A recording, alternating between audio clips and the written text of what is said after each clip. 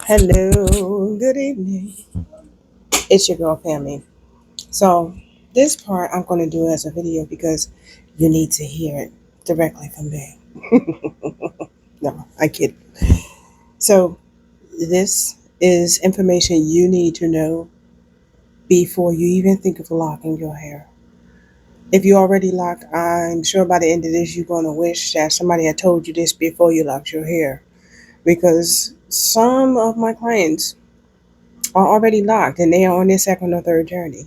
And it's because they didn't know this before locking their hair. So sit tight, listen.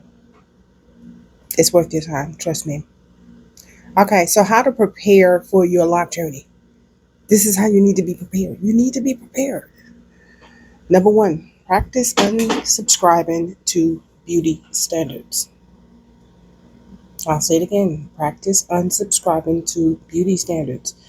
We have these notions in our minds that our hair has to be straight and long and curly and silky in order for it to be beautiful. We have to unsubscribe to those standards in order to really not just embrace locks, but to embrace our natural hair. Our natural hair, as it is a challenge within itself. So that's where you generally want to start. If you haven't accepted your hair as is, and you still want to keep doing all these different things to manipulate your hair, like putting chemicals in it, bleaching it, always having to do, feeling the need to do a silk press instead of letting it stay curly. Um, Not only that, even the lack of education is tough. It's really tough. This is why education is a major part of my services, is because that is something that continually from generation to generation has been snatched and stolen away from us culturally. Our hair is part of our culture, and it's important that you know how to maintain and take care of your natural hair. And trust me, while products are wonderful, it's the icing on your cake. Your hair doesn't thrive because of the products you put into it. It is the love that you put into yourself. Self love is the major ingredient that you're going to need in order for your hair to thrive. Okay? Um, you have to develop ways to cope with insecurities and misinformation about locks due to ignorance. What do I mean by that? You have unsolicited opinions about people. Oh, why you don't like your hair? Why this? Everybody want to ask their damn questions. They want to question your decision that you made for yourself. And you have to remember that you made this decision for yourself. People going to talk their stuff. I'm telling you in advance, people are going to have their unsolicited opinions. They're going to talk their stuff, and it creates an insecurity. There are things as each phrase, like as your hair develops, as your locks develop, your hair will change and go through a lot of different things from frizz to all kinds of things. And, these are things that you might not have expected. And it will challenge your psyche. It really would. But this is where being a part of having a good support system is really important for that. And that's also part of where my services come in. I don't just say, sit in my chair, let me do your hair and send you on your way. I am a strong support system. I've had people in a panic like, oh my God, my hair looks like that. What do I do? Yeah, I've talked people off the ledge. Hell, I've talked myself off the ledge. Okay? It is a challenge, it's a mental challenge, and it takes time. If you're not ready to deal with or learn to cope with those things, you may not be ready for a lock journey yet. And I'm not saying these things will happen indefinitely. I mean that they may happen and you need to be prepared for it if it does. Okay? Number three, understand the importance of not comparing your locks with others. I get this so much, and this is a primary rule. Do not compare your lock journeys with others. I can help people through certain things based on my own experiences, but again, we don't have the same hair type. I can have an idea, but it's even better for me because as a loctician, I've worked with all kinds of hair types. So I've studied how different types react to different things. So when I'm answering questions, I'm answering sometimes based on my own experience with my hair, but also what I've seen on other hair types that's similar to theirs. And even if we have the same hair type, does not mean our hair is going to react the same way to things. It's our chemical balance within ourselves that also plays a major part in how our hair reacts to things, from products to everything. Okay. But comparing your hair to another person's, especially when you are trying to manipulate your hair in a way because you want it to look like somebody else's, having locks is not the same as like coming into a beauty salon with a picture and say, I want my hair to look like this. Even with that, your hair is never going to look exactly like what a picture you showed somebody. Your hair is going to be what your hair is going to be. You have to accept that you are an individual. Treat yourself as such. We are not the same. So comparing your hair to someone else's, you're setting yourself up for disappointment because you created expectations. It is when we create expectations that we find ourselves disappointed. Okay? Find clarity of myths you think you know about locks. What do I mean by that? People tend to think they know about locks based on maybe the experience that they had with one or two people that they know that have locks and what that person went through. But locks go far beyond that scope.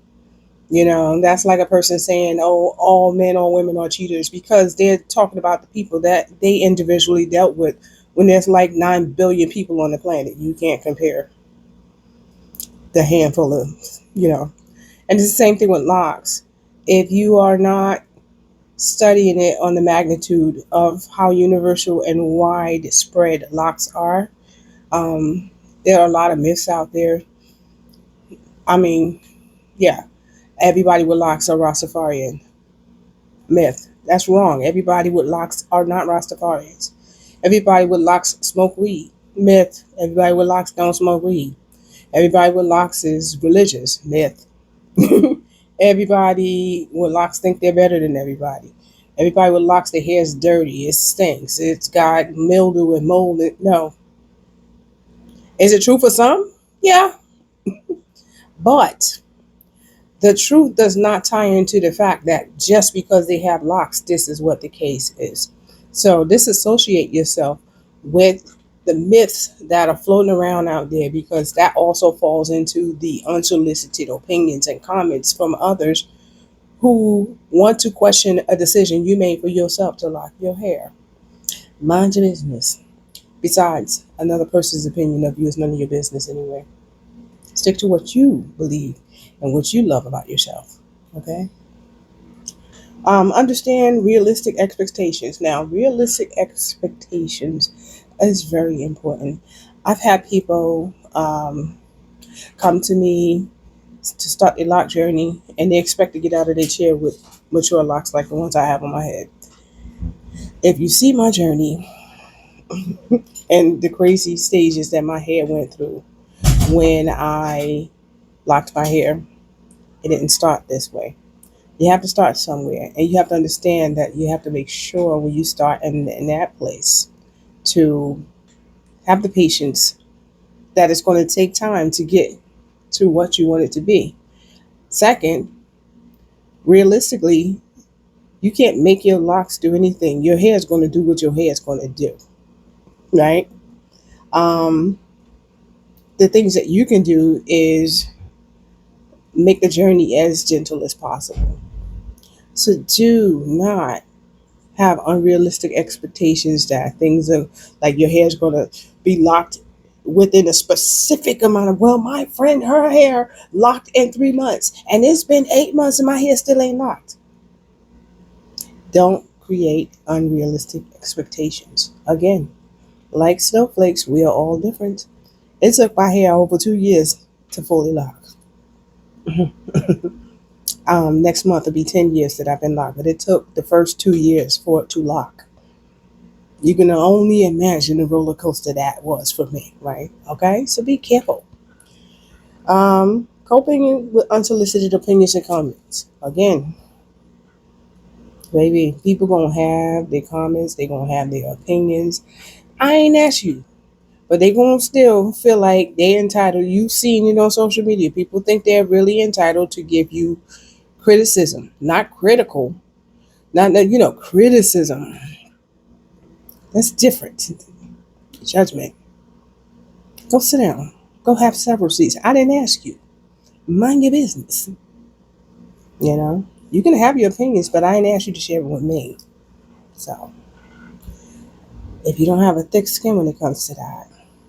And again, this is why having a good support system and a good community is important.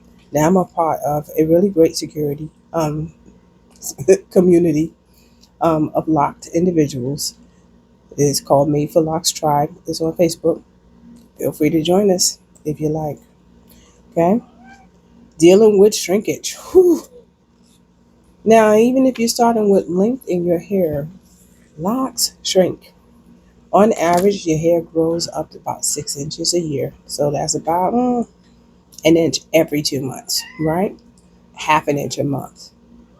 Subtract 2 inches about from the length of your locks. So if your hair on average grows 6 inches a year, on average, your locks are going to grow about 4 inches a year with shrinkage. And the most shrinkage is going to happen in the beginning of your journey because your hair, it's the curl patterns in your hair that shrink up and tighten until they lock together. And this is if you are one of us.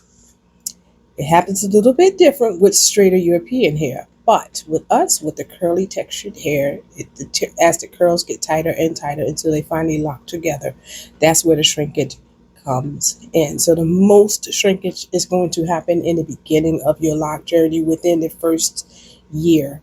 Because once it becomes, your hair will lock and then eventually it'll become so compact, that's when your locks start feeling more solid. So it takes shrinkage for that to occur. Stretching your locks will only prolong the locking process. You don't want to do that. If you are impatient, don't stretch your hair out. Let it do what it do. Accept it. Shrinkage is going to happen. But once it's compact, from there moving forward, all your growth is growth and it's going to keep growing and you can be like, whoa. Like I said, next month is 10 years for me. Okay, 2025. I started my locks in 2015. And 2025, here I am 10 years later. My locks, including a couple of haircuts, is 33 inches long. So patience is a virtue. Okay, hold on. You're going to get that. Things you will learn from your journey you wouldn't expect to learn. You're going to learn patience. You're going to learn trust. You're going to learn spiritual growth. These are all things about yourself, not other people. You're going to be more patient with yourself. And I've watched people in their lock journey go from not so confident to, I know who I am. You're going to learn things about yourself during your lock journey. It's going to blow your mind. It is going to blow your mind. You hear me? So, steadfast, because it's coming. Understanding why some people keep restarting their lock journey. A lot of times, people restart their lock journey. It's for a number of reasons, but a lot of the times, the restart is because they're constantly trying to manipulate their locks to be what they want them to be. And when it's not turning out the way they want it to turn out, they comb them out and start over. Or they become frustrated, lack of patience, lack of education, ignorance. All those things play a part. Sometimes people go through something and the energy is connected to their locks, so they want to cut away that negative energy. It's all different reasons. However, with the best support system, which is what you will definitely get with me, you wouldn't feel the need to start over. Okay? Hormonal changes and thinning roots. As you get older, things will change in your body. Okay? Women, we go through menopause. That causes thinning of the hair. Men, y'all go through male pattern baldness. These are things we can cope with. but you have to also see it as a possibility in your future when you are older. Okay. Um, and then I have an analogy that that I developed. You can go to my YouTube channel, and it's the butterfly life cycle analysis explained that connects with how your lock journey will be. But in short, it's also a better way to look at it is when you start your life with your locks, invest in a plant, a baby one. Your baby plant will represent your life with having locks. Okay? Take care of that plant. The same way you're going to have to take care of this plant. Let them thrive together, and you'll understand what I mean. Uh, and the last thing I'm going to say this. One, you've chosen the right loctician if you are listening to me talk to you right now. So we don't need to go too deep into that. But trusting the process of what your crown is going to do for you is very important. It's about you trusting and making a commitment to yourself. Not to me, not to anybody else, but to yourself. And trusting the process that your locks are going to do what they're going to do. We do not train our locks or manipulate our locks to conform to what we want. We conform to our locks. So it's about self acceptance, self love, self appreciation, self respect, and commitment to self. If those are things that you're ready for, then welcome to the beginning of your lock journey. I look forward to working with you. Take care.